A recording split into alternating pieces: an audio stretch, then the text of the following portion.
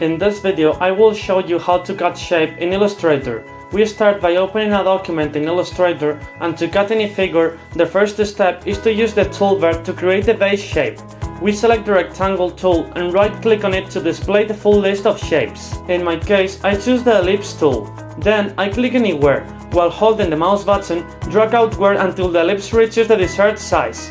The next step is to create the line that will be used to cut it. At this stage, the choice of tool is critical, so pay close attention, because the line tool must not be used under any circumstance. Instead, we will work with the pen tool. Before selecting it, we first choose the selection tool and click on an empty area outside the artboard to fully deselect the shape. Now we activate the pen tool. The cut can be designed freely. It may be straight, curved, or even follow a more artistic path, allowing complete flexibility in how the final result looks. We begin by clicking a starting point that is outside the shape. This step is essential, as the first anchor point must be placed entirely beyond the shape's boundary. Next, we define the second point of the cut by clicking where we want it to end. In my example, I create a diagonal cut, so I click slightly downward and to the right. After doing this, we press the escape key to eliminate the extra path that appears. At this point, the straight line is properly created and positioned on the artboard.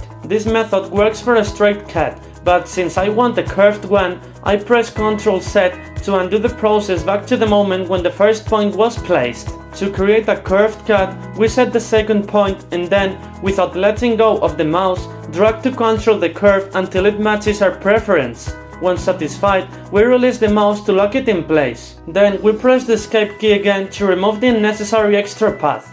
After that, we select the selection tool from the toolbar and click outside the artboard to deselect everything. Next, we select the path we just created. When we move it, a fill color becomes visible around the line, which is something we definitely do not want at this stage.